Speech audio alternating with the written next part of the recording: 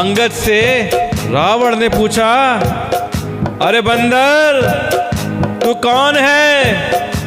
अंगद ने कहा, हे दशग्रीव, मैं श्री रघुवीर का दूत हूं।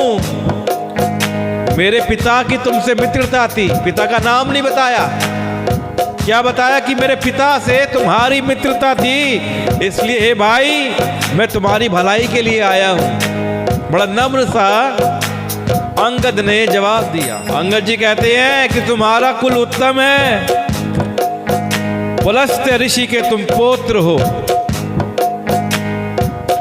शिव जी और ब्रह्मा जी की तुमने बहुत प्रकार से पूजा की है, बड़ा तुमको आशीर्वाद मिला है शिव जी का, ब्रह्मा जी का। उनसे वर पाए हैं तुमने और सब काम सिद्ध किए हैं।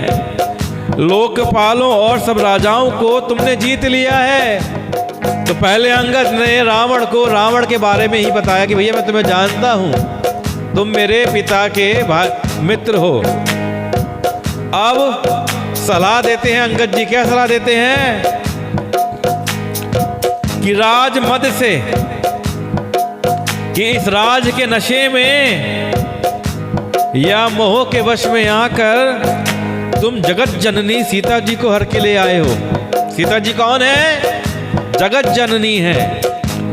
अब तुम मेरे शुभ वचन सुनो, मैं तुम्हारे हित की बात कहता हूं। मेरी हित भरी सलाह सुनो, उसके अनुसार चलने से प्रभु श्री राम जी तुम्हारे सब अपराध माफ कर देंगे, तुम्हारे सारे अपराध क्षमा कर देंगे।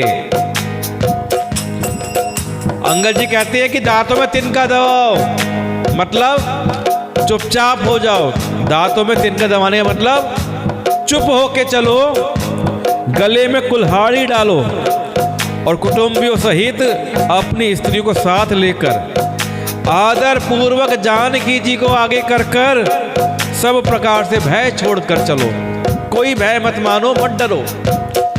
अपने कुल की सारी स्त्रियों को ले लो और उनके आगे माता जानकी को ले लो और तुम चुपचाप हो जाना। तुम्हें चुपचाप चलना है, अपने दांतों में तिनका दबा लो। रावण ने कहा, अरे बंदर के बच्चे, संभाल कर बोल। मूर्ख, तू जानता नहीं है मुझे, मैं देवताओं का शत्रु हूं, तूने जाना नहीं। अरे भाई, अपना और अपने बाप का नाम तो बता, मैं जानूं कौन है तेरा बाप, किस नाते से तेरे बाप की और मेरी मित्रता है। बता भाई, अपने बाप का और अपना नाम बता। अंगद ने कहा, मेरा नाम अंगद है, मैं बाली का पुत्र हूं, उनसे कभी तुम्हारी भेंट हुई थी? अंगद का वचन सुनते ही रावण से कुचा गया। लगा रावण को अब तो मेरी पोल खुल गई, अरे तो बाली का पुत्र निकला। ये तो वही बाली है जिसने मुझे बगल में दबाकर 6 महीने घूमा था, मुझे अपनी बगल में रख लिया और भैया 6 महीने तक मुझे बगल में दबाकर घूमता रहा था। तो कहता है रावण, हाँ मैं जान गया, मुझे याद आ गया, बाली नाम का एक बंदर था। कितना अभिमान रावण के अंदर है। असली बात तो यह है कि बाली ने 6 महीने तक रावण को अपनी बगल में, अपनी कांख में दबाए रखा था। रावण की हालत 6 महीने तक पतली कर दी थी बाली ने। बाली इतना शक्तिशाली था। अरे अंगद, तू ही बाली का लड़का है। अरे कुल नाशक, कुल का नाश करने वाले, तू तो अपने कुल रूपी बांस के लिए अग्नि रूप ही पैदा हुआ। अर्थात तेरा कुल क्या है? बांस, और तू अग्नि है। अग्नि क्या करती है? बांस को जला देती है। तू तो अपने कुल का नाश कर रहा है। अरे तू गर्भ में ही क्यों ना नष्ट हो गया? तुझे तो गर्भ में ही नष्ट हो जाना चाहिए था। तू व्यर्थ ही पैदा हुआ है। जो तू अपने मुंह से ही तपस्वी को दूत कहलाया, खुद ही शान से कह रहा है कि तू दूत है राम जी का। रावण कहता है, अब बाली की कुशल तो बता, बाली कैसा है? आजकल कहाँ है बाली? तब अंगद ने हंसकर कहा कि 10 दिन बीत जाने दे, यानी कुछ दिन बीत जाने दे, स्वयं ही बाली के पास जाकर अपने मित्र को हृदय से लगाकर उसी से कुशल पूछ लेना कि चले जाना बैकुंठ धाम में, वहां तुझको मेरे पिता बाली मिलेंगे, उन्हीं से ही वही कुशल पूछ लेना। श्री राम से विरोध करने पर जैसी कुशल होती है वह सब तुमको सुनाएंगे मेरे पिता। जो श्री राम से बैर लेता है उसका क्या हाल होता है वो मेरे पिता बाली तुमको वहां पे समझाएंगे। हे मूर्ख, सुन, भेद उसी के मन में पड़ सकता है जिसके हृदय में श्री रघुवीर ना हो। कि भेद की नीति सिर्फ उसी पर काम करती है जो रघुवीर का भक्त ना हो। तो मेरे अंदर भेद मत डाल। मेरे पिता की बातें करके मुझे कोई फर्क नहीं पड़ता। मैं श्री राम का दूत हूं और अपने राम का दूत हूं, उन्हीं की बातें करूंगा। सच है, क्या सच है? कि सच है मैं तो कुल का नाश करने वाला हूं। और हे रावण, तुम तो कुल के रक्षक हो। अंधे बहरे भी ऐसी बात नहीं कहते। तुम्हारे तो 20 नेत्र हैं और 20 कान हैं तुम्हारे। क्यों कहा ऐसा? क्योंकि रावण के 10 सर हैं और 10 सर की 2-2 आंखें होगी तो 20 आंखें हो गई और 20 कान हो गए। तो रावण को तंज कसते हुए कहता है अंगद कि तुम तो कुल के रक्षक हो, मरवा दिया अपने बेटे को। शिव, ब्रह्मा आदि देवता और मुनियों के समुदाय जिनके चरणों की सेवा करना चाहते हैं, उनका दूत होकर मैंने कुल को डुबो दिया। अरे ऐसी बुद्धि होने पर तुम्हारा हृदय फट क्यों नहीं जाता? ऐसी बात कह रहे हो कि शिव जी, ब्रह्मा जी जिनके चरणों की सेवा करना चाहते हैं, सभी देवता जिनके चरणों की सेवा करना चाहते हैं, मैंने उनका दूत होकर कुल को डुबो दिया। रावण, तेरी बुद्धि खराब होगी तो तभी तू ऐसी बातें करता है। रावण की बुद्धि खराब हो गई है तभी ऐसी बातें करता है। वानर की कठोर वाणी। कौन है वानर? यहाँ पे अंगद जी हैं वानर।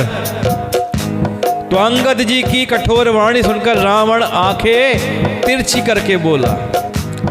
तिरछी आंखों से रावण बोलता है, अरे दुष्ट, मैं तेरे सब कठोर वचन इसलिए सह रहा हूं कि मैं नीति और धर्म को जानता हूं, उन्हीं की रक्षा कर रहा हूं। हाय हाय हाय, इस रावण को देखो, ये धर्म और नीति की बातें कर रहा है। तो क्या कहते हैं अंगद जी? तुम्हारी धर्मशीलता मैंने भी सुनी है।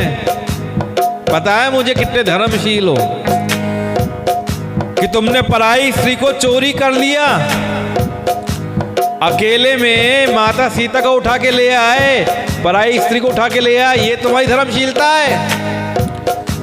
और दूत की रक्षा की बात करते हो। अपनी आंखों से तुमने देखा है, तुमने दूत की रक्षा किस प्रकार करी है। हनुमान जी के साथ तुमने क्या करा था? ऐसे धर्म के व्रत को धारण करने वाले तुम डूबकर मर क्यों नहीं जाते? नाक कान से रहित बहन को देखकर तुमने धर्म विचार कर ही तो क्षमा कर दिया था। तुम्हारी धर्मशीलता जग जाहिर है।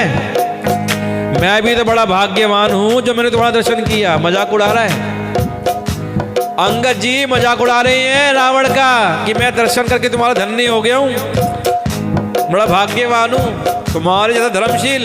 आहा, तौबा तौबा तौबा। तो रावण ने कहा, अरे जड़ जंतु वानर, व्यर्थ बकबक ना कर।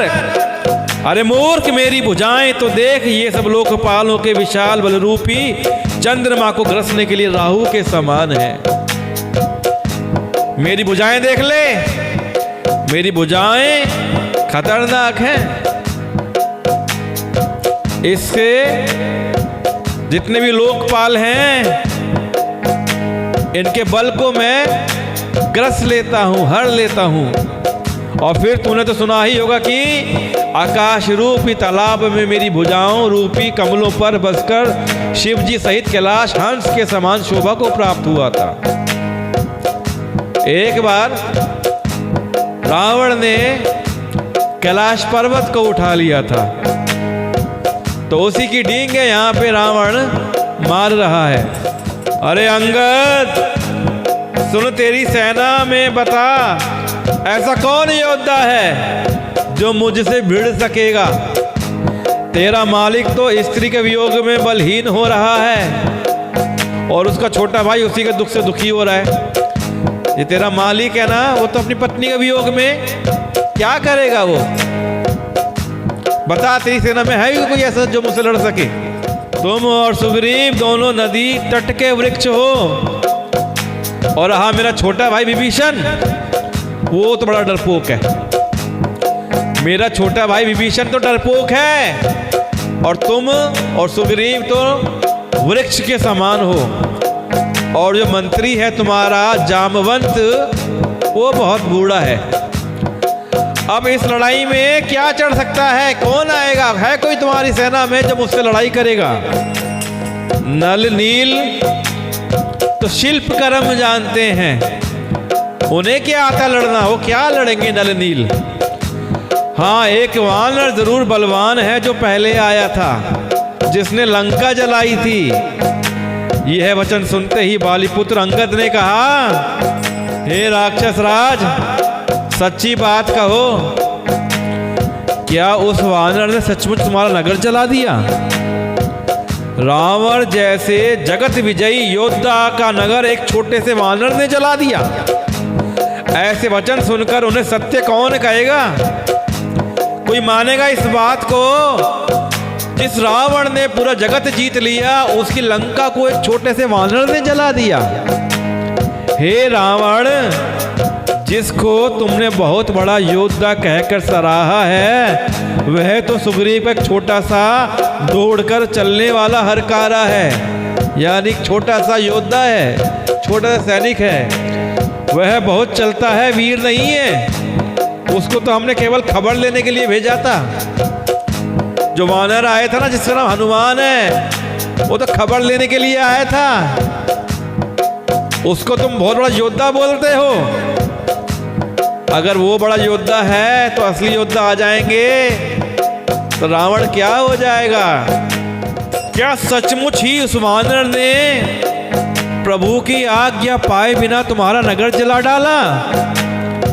मालूम होता है इसी डर से वह लौटकर सुग्रीव के पास नहीं गया और कहीं छिप रहा हो गया। ऐसी ऐसी बातें अंगद कुमार जी रावण की हंसी बनाने के लिए कह रहे हैं, और रावण अभिमानी अपने अभिमान की बात कह रहा है। अंगद जी कह रहे हैं, हे रावण, तुम सब सत्य ही कहते हो, मुझे सुनकर कुछ भी क्रोध नहीं है। सचमुच हमारी सेना में कोई भी ऐसा नहीं है जो तुमसे लड़ने में शोभा पाए। कोई ऐसा नहीं है जिसकी शोभा तुम्हारे लड़ने से बढ़ती हो। कि प्रीति और बैर बराबरी वाले से करना चाहिए, नीति तो ऐसी है। सिंह जैसी यदि मेंढक को मारे तो क्या उसे कोई भला कहेगा। इसलिए कहाँ हमारी सेना के योद्धा, कहाँ रावण। बाकी अंगद जी कहते हैं कि प्रीति और बैर यानी दोस्ती और दुश्मनी बराबरी वाले से ही करना चाहिए, यही हमारी नीति कहती है। अगर कोई शेर किसी मेंढक को मारे तो इसमें शेर की कोई भलाई नहीं है। इसलिए हमारी सेना में कोई योद्धा नहीं है जो तुमसे लड़ाई करने में जिसको शोभा मिले। और यद्यपि तुमको मारने में श्री राम जी की लघुता है। अगर श्री राम जी तुमको मारेंगे ना तो श्री राम जी छोटे हो जाएंगे और बड़ा दोष लगेगा। तथापि ये रावण सुनो, क्षत्रिय जाति का क्रोध बड़ा कठिन होता है। वक्रोक्ति रूपी धनुष से मनुष्य वचन रूपी बाण मार कर अंगद ने शत्रु का हृदय जला दिया। ऐसी तीक्ष्ण बातें, लगने वाली बातें अंगद जी रावण से कह रहे हैं। वीर रावण उन बाणों को मानो प्रत्युत्तर रूपी सड़सियों से निकाल रहा है, और रावण भी कम नहीं है। रावण खूब उसका जवाब दे रहा बातों का। तब रावण हंसकर बोला, बंदर में एक बड़ा गुण है कि जो उसे पालता है उसका वह अनेकों उपायों से भला करने की चेष्टा करता है। कि जो कोई बंदर को पालेगा, बंदर उसका कई प्रकार से भला करेगा।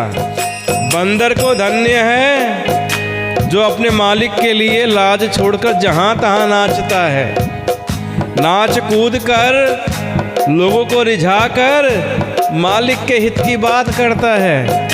यह उसके धर्म की निपुणता है। इस प्रकार के तंज रावण अंगद जी को देखकर कस रहा है। हे अंगद, तेरी जो जाति है ना, तेरी जाति बड़ी स्वामी भक्त है, फिर भला तू अपने मालिक के गुण इस प्रकार कैसे ना बखानेगा? तू तो बड़ा स्वामी भक्त है रे। तू तो अपने मालिक के स्वामी भक्त होके गुण बखान कर रहा है। मैं गुण ग्राहक और परम सुजान हूँ, इसी से तेरी जली कटी बकबक पर कान ध्यान नहीं देता।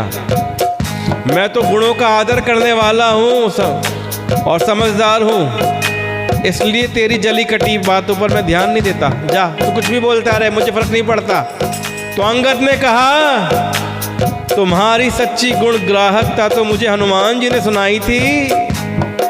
उसने अशोक वन को विध्वंस करके तहस नहस करके तुम्हारे पुत्र को मारकर नगर को जला दिया था। तो भी तुमने अपनी गुण ग्राहकता के कारण यही समझा कि उसने तुम्हारा कुछ भी उपकार नहीं, कुछ भी अपकार नहीं किया है। अच्छा जी, देख लो, जान लो, ऐसे ही हुआ था ना। तुम्हारा वही सुंदर स्वभाव विचार कर हे दशग्रीव, मैंने कुछ धृष्टता की है।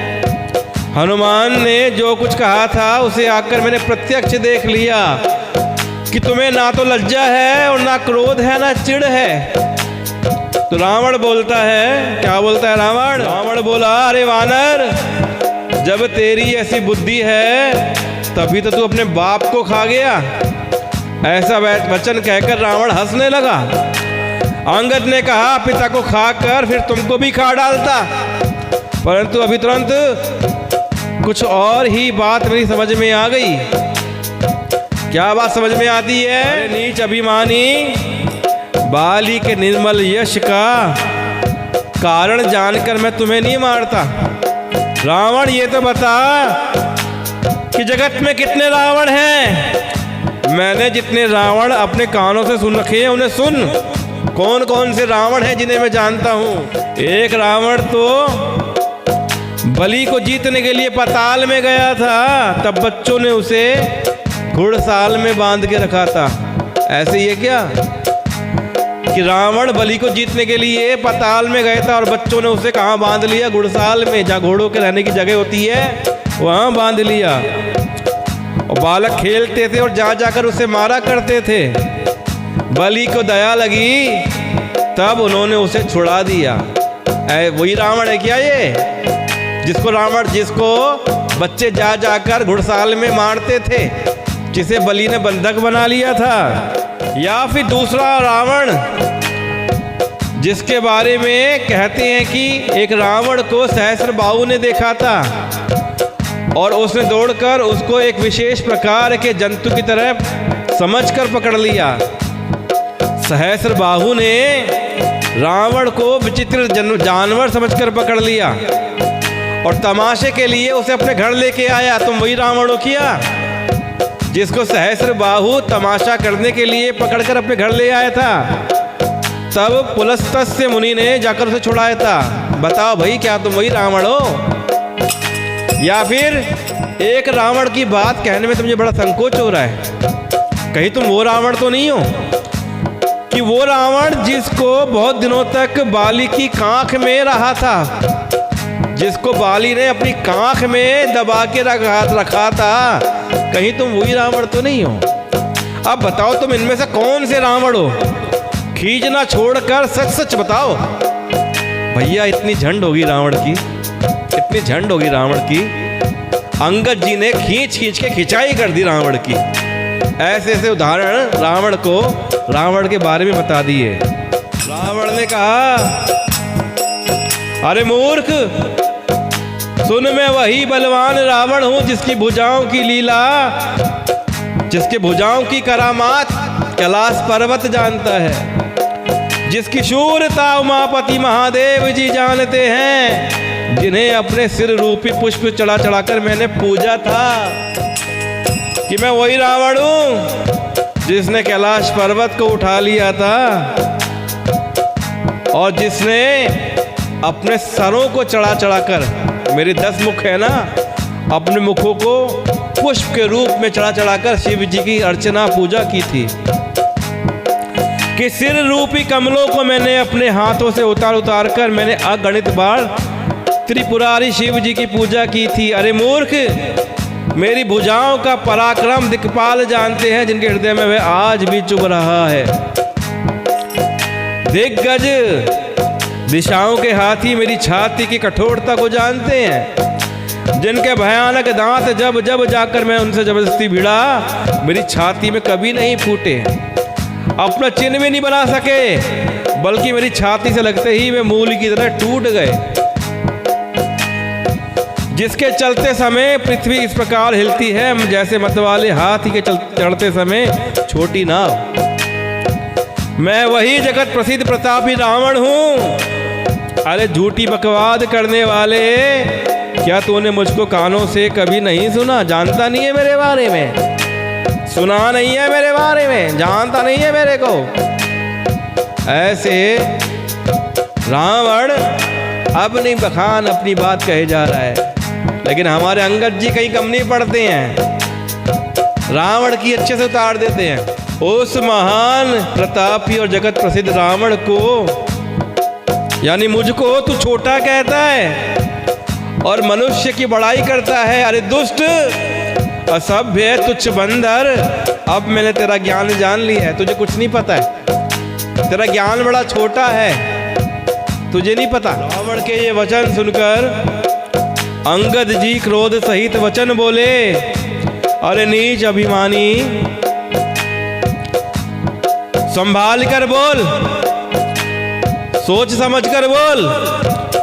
जिनका फरसा सहस्र बाहों की भुजाओं रूपी अपार वन को जलाने के लिए अग्नि के समान था, जिनके फरसा रूपी समुद्र की तीव्र धारा में अनगिनत राजा आने को बार डूब गए, उन परशुराम जी का गर्व जिन्हें देखते ही भाग गया। अरे अभागे दशशीष, वे मनुष्य क्यों करे? तो ये वो मनुष्य दिखते हैं जिनको देख के परशुराम जी का गर्व भाग गया, अहंकार छूट गया। जिस परशुराम को सहस्रबाहु ने हरा दिया था। क्यों रे मूर्ख उद्दंड, श्री रामचंद्र जी मनुष्य हैं, तुझे श्री राम मनुष्य नजर आते हैं। कामदेव भी क्या धनुर्धारी है, गंगा जी क्या नदी है, कामधेनु क्या पशु है, क्या कल्पवृक्ष कोई आम पेड़ है, अन्न भी क्या दान है और अमृत क्या रस है। अगर तुझे पता ही नहीं, तू कैसे कह रहा है कि श्री राम जी मनुष्य हैं? मुझे बता कि क्या गरुड़ जी पक्षी हैं, शेष जी का सर्प हैं। अरे रावण, चिंतामणि भी क्या पत्थर है। अरे मूर्ख सुन, बैकुंठ भी क्या लोक है और श्री रघुनाथ जी की अखंड भक्ति क्या और लाभों जैसा ही लाभ है। कि सेना समेत तेरा मान मत कर, अशोक वन को उजाड़ कर, नगर को जलाकर और तेरे पुत्र को मारकर जो लौट गए, तू उनका कुछ भी बिगाड़ नहीं पाया। क्यों रे दुष्ट, वे हनुमान जी तुझे क्या वानर नजर आते हैं? अरे रावण, चतुराई छोड़ दे, कपट छोड़ दे और सुन मेरी बात। कृपा के समुद्र श्री रघुनाथ जी का तू भजन क्यों नहीं करता? अरे दुष्ट, तू यदि श्री राम जी का बैरी हुआ तो तुझे ब्रह्म और रुद्र भी नहीं बचा पाएंगे। तू कह रहा है ना कि तू शिव जी का भक्त है। अगर तू श्री राम जी का बैरी हो गया ना, तो तुझे स्वयं शिव जी भी बचाने नहीं आएंगे, ब्रह्मा जी बचाने नहीं आएंगे, फिर भागता रही है तू। रावण भी गिरते गिरते संभल कर उठा और रावण के 10 सिर पे जो मुकुट थे वो मुकुट नीचे गिर गए। अब रावण उन मुकुट को उठा उठाकर संभाल कर पहनने लगा। इतने में ही कुछ तो मुकुट रावण ने पहन लिए और कुछ को अंगद ने ठोकर मार के उठा के लंका के बाहर प्रभु श्री राम जी के पास भी फेंक दिया। तो श्री राम जी पहचान गए कि भैया डरो मत, ये अंगद का कमाल है, अंगद ने रावण के मुकुट बाहर फेंके हैं। ये तो वही रावण के मुकुट हैं जो बाली पुत्र अंगद के फेंके हुए यहाँ पे आ रहे हैं। तो उन मुकुटों को पवन पुत्र श्री हनुमान जी ने उछलकर अपने हाथों से पकड़ लिया और लाकर प्रभु के पास रख दिया। रीछ और बानर तमाशा देखने लगे, उनका प्रकाश सूर्य के समान हो गया। तो सारे रीछ और बानर तमाशा देखने लगे। आइए आज का पाठ की शुरुआत करते हैं। अब वहां सभा में क्रोध युक्त रावण को क्रोध आ गया, इतना क्रोध आ गया कि वो चिल्ला कर कहने लगा कि बंदर को पकड़ लो और पकड़कर मार डालो। अंगद यह सुनकर मुस्कुराने लगा। आ जाओ भैया देख लेते कौन मुझको मारता है। वहां सभा में रावण को गुस्सा आ गया तो उसने सबको आदेश दे दिया, बंदर को पकड़ लो और पकड़ के इसको मार डालो। रावण फिर बोला, इसे मारकर सब योद्धा तुरंत दौड़ो और जहां कहीं रीछ वानरों को पाओ वहीं खा लो। कि जहां कहीं भी तुमको भालू और वानर नजर आए उन्हें खा जाओ। इस पृथ्वी को बंदरों से रहित कर दो। जितने बंदर हैं इस पृथ्वी पर सबको खा जाओ और जाकर दोनों तपस्वी भाइयों को जीते जी पकड़कर इधर ले आओ। रावण के ये कोप भरे वचन सुनकर युवराज अंगद क्रोधित होकर बोले, तुझे गाल बजाते लाज नहीं आती? अरे निर्लज्ज, अरे कुलनाशक, गला काट कर मर जा, आत्महत्या कर ले, मर जा। मेरा बल देखकर भी क्या तेरी छाती नहीं फटती? अरे स्त्री के चोर, तूने स्त्री को चुराया है ना? अरे कुमार्ग पर चलने वाले, अरे दुष्ट, पाप की राशि, मंद बुद्धि और कामी, तू सन्निपात में क्या दुर्वचन बक रहा है? अरे दुष्ट राक्षस, तू काल के वश हो गया है। इसका फल तू आगे वानर और भालुओं के चपेटे लगने पर पावेगा। राम मनुष्य हैं ऐसा वचन बोलते ही, अरे अभिमानी, तेरी जीभ क्यों नहीं गिर पड़ी? तू जानता नहीं है राम भगवान है, राम प्रभु है, तेरी जीभ क्यों नहीं कट गई ऐसा बोलते में? इसमें संदेह नहीं है कि तेरी जीभें अकेले नहीं वरन सभी सिरों के साथ रणभूमि में गिरेंगे। रे दशकंध, जिसने एक ही बाण से बाली को मार डाला वो मनुष्य कैसे है बता? अरे कुजाती, अरे जड़, 20 आंखें होने पर भी तू अंधा है। तेरे जन्म को धिक्कार है। तब सोनित की प्यास तृषित राम सायक ने कर, तजाऊ तो ही ते ही त्रास कटु जलपक निशिचर अधम। बेटा वो उसमें ना एग्जॉस्ट चला दो। श्री रामचंद्र जी के बाण समूह तेरे रक्त की प्यास से प्यासे हैं, वे प्यासे ही रह जाएंगे। इस डर से अरे कड़वी बकवाद करने वाले नीच राक्षस, मैं तुझे छोड़ता हूं। कि अरे कड़वी बकवास करने वाले नीच राक्षस, मैं तुझे छोड़ता हूं। मैं तेरे दांत तोड़ने में समर्थ हूं, पर क्या करूं? श्री रघुनाथ जी ने मुझे आज्ञा नहीं दी है। ऐसा क्रोध आता है कि तेरे 10 मुंह तोड़ डालूं, तेरी लंका को पकड़कर समुद्र में डुबा दूं। तेरी लंका गूलर के फूल फल के समान है। तुम सब कीड़े उसके भीतर अज्ञानवश निडर होकर बस रहे हो। तुम सब कीड़े के समान हो जो गूलर के फल के अंदर हो। मैं बंदर हूं मुझे इस फल को खाते क्या देर थी, पर उदार कृपालु श्री रामचंद्र जी ने वैसी आज्ञा मुझे नहीं दी है। मैं तो उतना ही करूँगा जितना मुझे मेरे श्री राम ने आज्ञा दी है। अंगद की युक्ति सुनकर रावण मुस्कुराया और बोला, अरे मूर्ख, बहुत झूठ बोलना तूने कहाँ से सीखा रे? बाली ने तो कभी ऐसा गाल नहीं मारा। जान पड़ता है तू तपस्वियों से मिलकर लबार हो गया है। लबार का मतलब क्या होता है? जो व्यक्ति गप्पे हाँकता हो, गप्पी व्यक्ति को लबार बोलते हैं। तो अंगद ने कहा, अरे 20 भुजा वाले, तेरी 10 जीभें मैंने नहीं उखाड़ ली तो भी समुच में लबार ही हूं।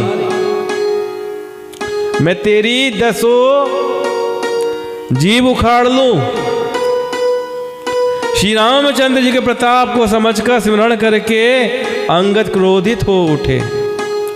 उन्होंने रावण की सभा में प्रण करके अपना पैर टिका दिया कि आओ मेरे पैर कौन कौन उठाएगा, देखता हूं रावण की इस सभा में कौन वीर है जो मेरे इस पैर को यहां से हिला पाएगा।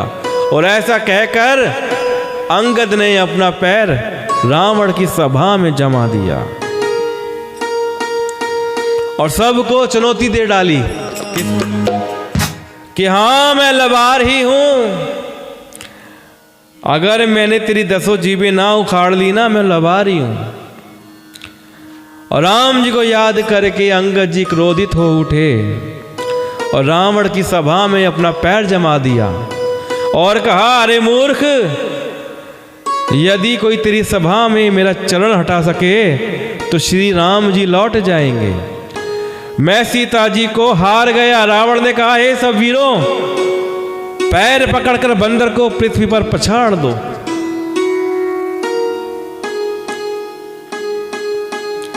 तो इंद्रजीत, मेघनाद, अनेक बलवान योद्धा जहां तहां से हर्षित होकर उठे। वे पूरे बल से बहुत से उपाय करके झपटते हैं, लेकिन कोई भी वीर योद्धा रावण की सभा में अंगद का पैर नहीं हिला पा रहा है।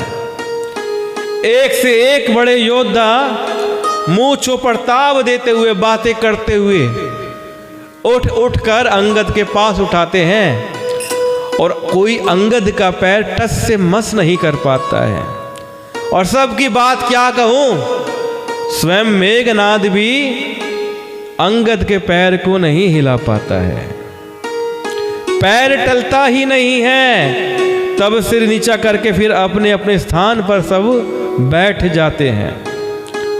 काक भुषुंड जी कहते हैं कि हे देवताओं के शत्रु राक्षस फिर उठकर झपटते हैं, परंतु हे सर्पों के शत्रु गरुड़ जी, अंगद का चरण उनसे वैसे ही नहीं टलता है जैसे कुयोगी पुरुष मोहरूपी वृक्ष को नहीं उखाड़ सकते। करोड़ों वीर योद्धा जो बल में मेघनाद के समान थे हर्षित होकर उठे। वे बार बार झपटते हैं पर वानर का चरण नहीं उठता। तब लज्जा के मारे सर नवाकर बैठ जाते हैं। जैसे करोड़ों विघ्न आने पर भी संत का मन नीति को नहीं छोड़ता, वैसे ही वानर अंगद का चरण पृथ्वी को नहीं छोड़ता। यह देखकर शत्रु का मद दूर हो गया, शत्रु का नशा उतर गया। अंगद का बल देखकर सब हृदय में हार गए। तब अंगद के ललकारने पर रावण स्वयं उठा।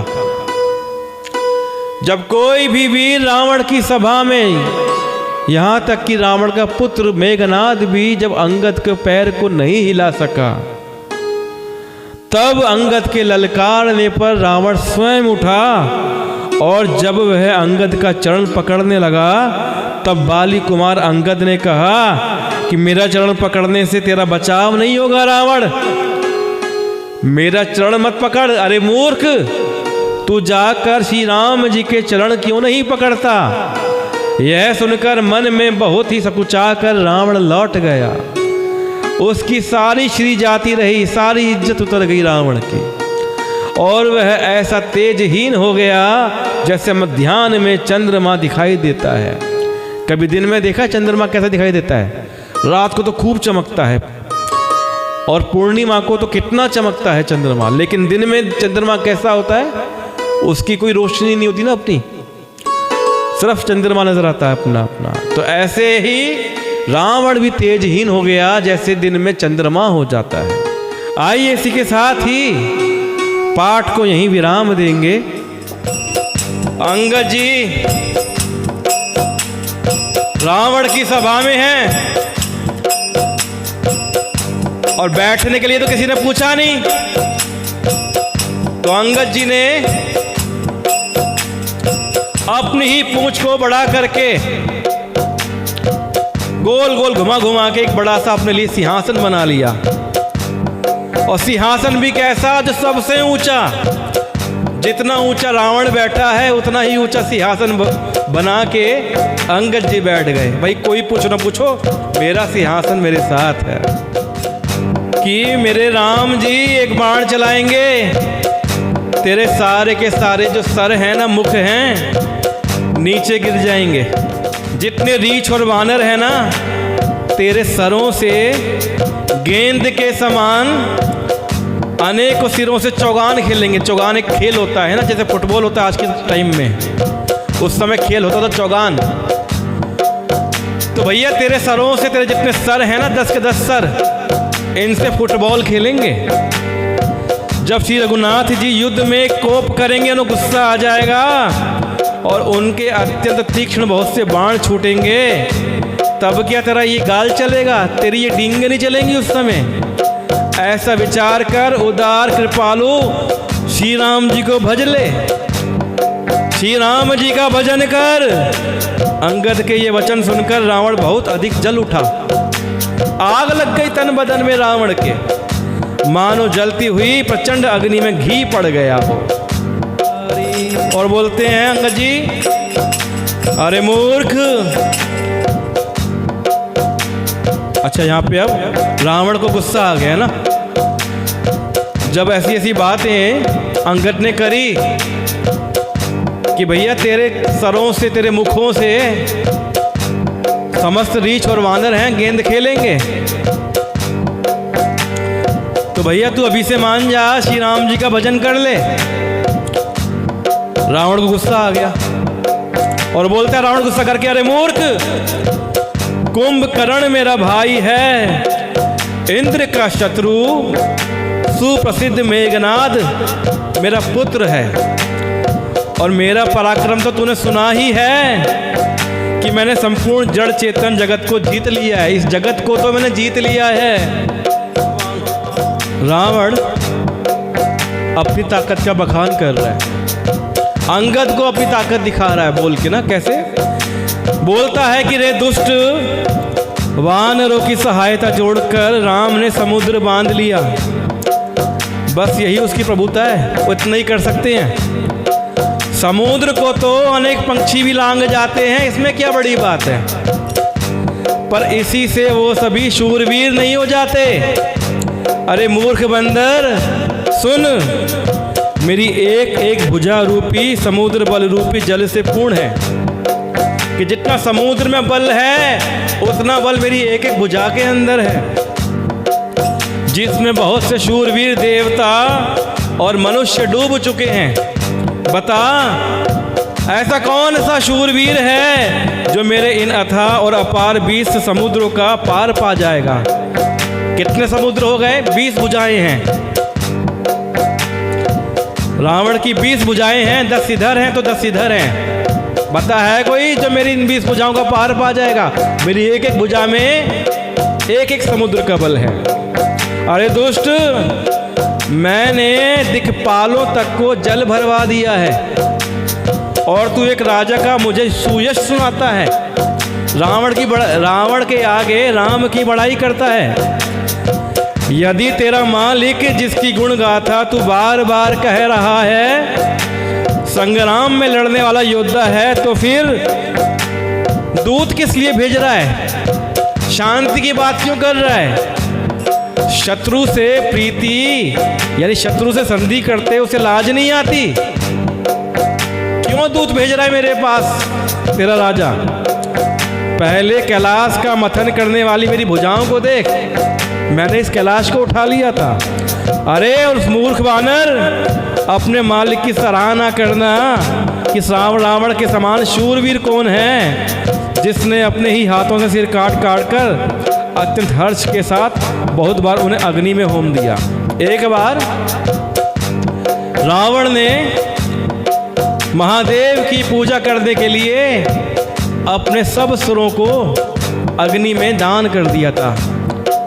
अपने सरों को काट कर, 10 सर थे ना रावण के, काट के महादेव को दान कर दिया। तो वही बखान रावण अंगद के आगे कर रहा है कि स्वयं गौरीपति शिवजी इस बात के साक्षी हैं कि मैंने अपने सरों का दान कर दिया था। मैं तो इतना शूरवीर हूँ कि रावण के समान शूरवीर कौन है, ये बात मैंने आपको बताई ना अभी। भैया मैं ही वो हूँ जिसने अपने सरों को काट काट के महादेव के सामने अग्नि में अर्पित कर दिया था। इस बात के स्वयं महादेव साक्षी हैं कि साखी गौरीश, गौरीश यानी गौरी के पति। गौरी कौन है? माता गौरी, पार्वती माता, उनके पति, वो इस बात के साक्षी हैं। और मस्तकों के जलते समय जब मैंने अपने ललाटों पर लिखे हुए विधाता के अक्षर देखे, तब मनुष्य के हाथ से अपनी मृत्यु होना बाँचकर विधाता की वाणी लेखको असत्य जानकर मैं हंसा कि मुझे पता है विधाता ने लिखा है कि मेरी मृत्यु किसी मनुष्य के हाथों होगी।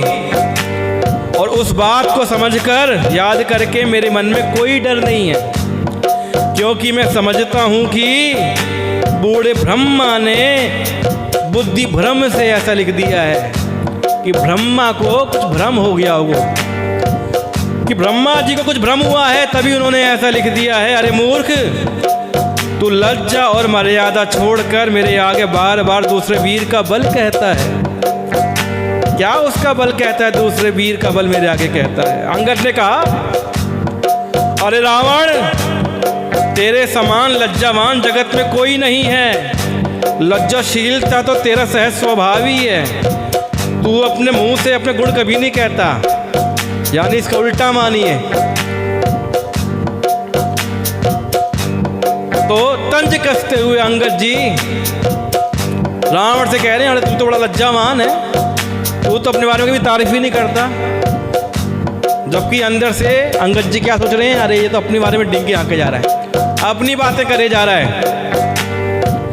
सिर काटने और कैलाश उठाने की कथा चित्त में चढ़ी हुई है। हमेशा एक ही बात कहता रहता है, क्या? कि मैंने कैलाश पर्वत उठा लिया, मैंने सर काट लिए। इससे तूने उसे 20 बार कह दिया ये वाली बात तूने, कि मैंने कैलाश पर्वत उठा लिया, मैंने सिर काट दिए। बार बार इसी बात को कहता है रावण। भुजाओं के उस बल को तूने हृदय में छिपा रखा है, जिससे तूने सहस्र बाहुबली और बाली को जीता था। फिर अंगद जी वापस तंज कसते हुए कहते हैं, अरे भाई, सहस्र बाहु बली और बाली को जीता था, उसका क्या हुआ? उसकी बात तो कर ले। अब जैसे ही बली, बाली और सहस्रबाहु की बात अंगद जी कहते हैं, रावण सकुचा जाता है। यहाँ पे उसकी बात पकड़ लेते हैं अंगद जी। अंगद जी कहते हैं, शब्दों को सुनिए अंगद जी। रावण को खुली चुनौती देते हुए कहते हैं, अंगद जी की वीरता देखिए, अंगद जी की निर्भयता देखिए, कोई भय नहीं है। रावण के सामने रावण से बोल रहे हैं, कहते हैं, अरे मंदबुद्धि, सुन अब बस कर। सिर काटने से भी क्या कोई शूरवीर हो सकता है? इंद्रजाल रचने वाले को वीर नहीं कहा जाता, तू तो माया करता है। यद्यपि वह अपने ही हाथों अपना सारा शरीर काट डालता है। अरे मंदबुद्धि, कम बुद्धि के, मंदबुद्धि मतलब जिसकी बुद्धि मंद पड़ जाती है। मंद बुद्धि को संधि विच्छेद करिए। बुद्धि मतलब बुद्धि, मंद मतलब धीमी। तो कम अकल के व्यक्ति को बोलते हैं मंद बुद्धि। तो अरे मंद बुद्धि समझ कर देख, पतंगे मोहवश आग में जल मरते हैं। जो पतंगे होते हैं ना, कहीं पे आग लगाओ ना तो आसपास के जो मच्छर होते हैं जिन्हें पतंगा बोलते हैं, वो अग्नि के पास आते रहते हैं, अग्नि में घुसते रहते हैं और मरते रहते हैं। तो गधों के झुंड बोझ लाद कर चलते हैं। गधों में खूबी बहुत मेहनती होते हैं क्या, लेकिन क्या करते हैं, हमेशा बोझ ही लाते रहते हैं। लेकिन वो इस कारण शूरवीर नहीं कहलाते कि गधा कितना बोझ सहता है, कितना बोझ इधर से उधर करता है। पतंगा अग्नि में जलकर मर जाता है, लेकिन उससे वो शूरवीर नहीं कहलाता। अरे दोस्त, बत बड़ा मत कर। बत बड़ा मतलब बड़ा चढ़ा के बातें करना। मेरा वचन सुन और अभिमान त्याग दे, घमंड करना छोड़ दे, इस अहंकार का त्याग कर दे। हे दशमुख, मैं दूत की तरह संधि करने नहीं आया हूं, मैं तो समझाने आया हूं। श्री रघुनाथ ने, श्री रघुवीर ने मुझे समझाकर भेजा है। कृपालु श्री राम जी बार बार कहते हैं कि सियार के मारने से सिंह को यश नहीं मिलता, कि किसी सियार को अगर सिंह कोई शेर मार देगा तो उससे कोई बड़ाई नहीं हो जाती। तो तेरा वध अगर श्री राम जी कर देंगे तो श्री राम जी को कोई बड़ाई नहीं है उसके अंदर। मूर्ख, प्रभु के उन वचनों को मन में समझकर याद करके ही मैंने तेरे कठोर वचन सहे। तू इतना कहे जा रहा है ना, मैं सुन रहा हूं, लेकिन मेरे मन में क्या है, मेरे मन में श्री राम जी के वचन है, इसलिए तू जितना कह रहा है मैं सुन रहा हूं, नहीं तो मैं तेरे कब का तुझको ठिकाने लगा देता। तो अंगद जी कहते हैं कि मुझे राम जी ने कुछ सोच समझकर भेजा तेरे पास, और भैया श्री राम जी के वचनों को याद कर ले, मन में मान ले, नहीं तो मैं तेरे मुंह तोड़कर सीता जी को जबरदस्ती ले जाता। बात मान ले, मैं इतनी बात तेरी झेले जा रहा हूं, तू कहे जा रहा है मैं झेले जा रहा हूं।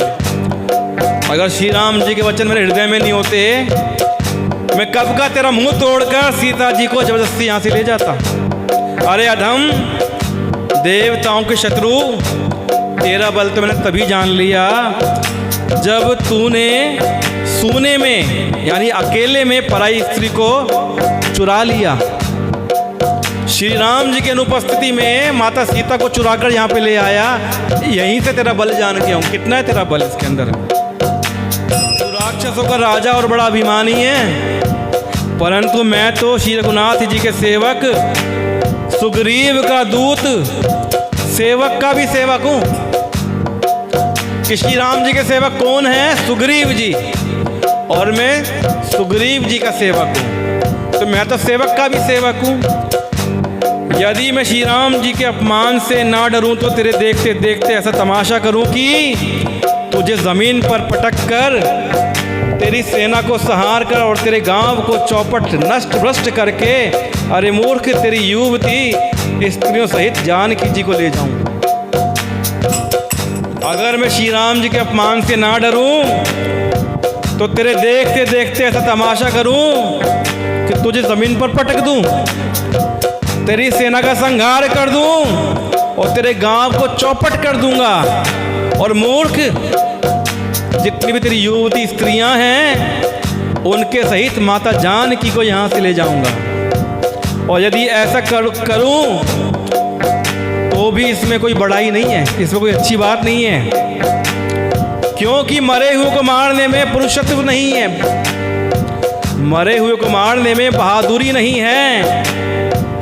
वाम मार्गी, कामी, कंजूस, अत्यंत मूढ़, अति दरिद्र, बदनाम, बहुत बूढ़ा, नित्य का रोगी, निरंतर क्रोध युक्त रहने वाला, भगवान विष्णु से विमुख, वेद और संतों का विरोधी, अपना ही शरीर पोषण करने वाला, पराई निंदा करने वाला और पाप की खान, महान पापी, ये 14 प्राणी जीते ही मुर्दे के समान हैं। यहाँ पर 14 प्रकार के प्राणियों की अंगद जी ने व्याख्या करी है। ये लोग ऐसे हैं जीते हुए मुर्दे के समान हैं। कौन लोग?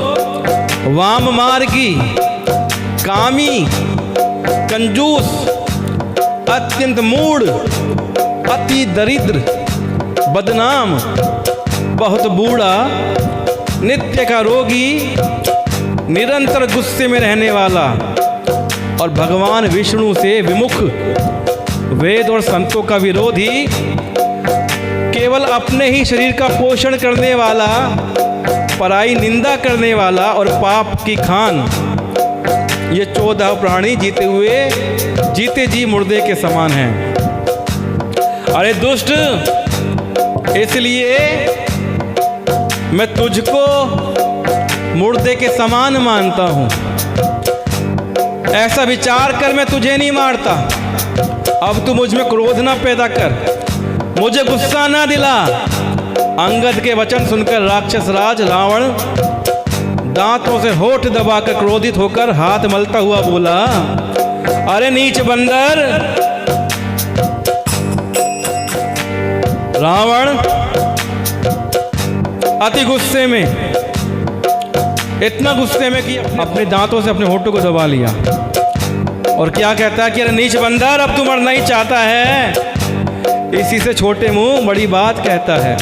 अरे मूर्ख बंदर, तू जिसके बल पर कड़वे वचन कह रहा है, उसमें बल, प्रताप, बुद्धि अथवा तेज कुछ भी नहीं है। उसे गुणहीन और मानहीन समझकर ही तो तेरे उसके पिता ने उसको वनवास दे दिया कि राम में कुछ भी गुण नहीं है, ना उसमें बल है, ना प्रताप है, ना तेज है, कुछ भी नहीं है। उसे गुणहीन और मानहीन मानकर तो उसके पिता ने उसको वनवास दे दिया। उसे एक तो वह दुख और उस पर उसको अपनी पत्नी का वियोग, विरह, और फिर दिन रात उसको मेरा डर बना रहता है। अब बताओ, जिसको मेरा डर बना रहता है, जिनके बल का तुझे गर्व है, ऐसे अनोख मनुष्य को तो राक्षस दिन रात खाया करते हैं। अरे मूढ़, जिद छोड़कर समझ ले, विचार कर। इस प्रकार से रावण श्री राम की निंदा कर रहा है। तो जब रावण ने श्री राम जी की निंदा करी, तब तो कपिश्रेष्ठ अंगद अत्यंत क्रोधित हुए कि सब कुछ सुन लूंगा, मैं श्री राम जी की बुराई नहीं सुनूंगा। क्योंकि शास्त्र ऐसा कहते हैं कि जो अपने कानों से भगवान विष्णु और शिव की निंदा सुनता है, उसे गोवध के समान पाप होता है। कि शास्त्र कहते हैं, अगर आप अपने कानों से विष्णु भगवान की और शिव भगवान की बुराई सुनते हैं, निंदा सुनते हैं, तो आपको गोहत्या का पाप लगता है। तो कभी भी भगवान विष्णु की और भगवान शिव की निंदा करनी और सुननी नहीं चाहिए। अगर सुनते भी हैं, सुनने मात्र से ही आपको गोहत्या का पाप लग जाता है। तो वानर श्रेष्ठ अंगद बहुत जोर से कटकटाए और उन्होंने तमक कर जोर से अपने दोनों भुजदंडों को पृथ्वी पर दे मारा। जोर से अपनी भुजाएं धरती पर पटक दी। ऐसा करने से पृथ्वी हिलने लगी, जिससे बैठे हुए सभासद गिर पड़े और भय रूपी पवन से ग्रस्त होकर भाग चले। मानो एक भूत बनकर हवा चल पड़ी और सारे सभासद वहां से भाग गए। रावण गिरते गिरते संभल कर उठा। उसके अत्यंत सुंदर मुकुट पृथ्वी पर गिर पड़े। कितने मुकुट पहने हुए रावण ने? 10 सिर हैं, तो 10 सिर पे 10 मुकुट पहने हुए हैं। अब वो एक एक करके उन मुकुटों को अपने सर पर पहन रहा है वापिस, क्योंकि जैसे ही अंगद ने अपनी भुजाएं धरती पर मारी, रावण के सारे मुकुट नीचे गिर गए। अब उनको उठाकर पहनने लगा, तो कुछ को तो उठाकर उसने सुधार कर अपने सर पर पहन लिया, लेकिन कुछ मुकुटों को अंगद ने उठाकर ऐसी ठोकर मारी कि प्रभु श्री रामचंद्र जी के पास फेंक दिए। कि ऐसी ठोकर मारी वो मुकुट वहां से उड़कर श्री राम जी के चरणों में श्री राम जी कहाँ खड़े हुए हैं? लंका के बाहर जो चार दीवारी है उसके बाहर खड़े हुए हैं। तो वहां पर श्री राम के चरणों में रावण के मुकुट जाकर गिर पड़े।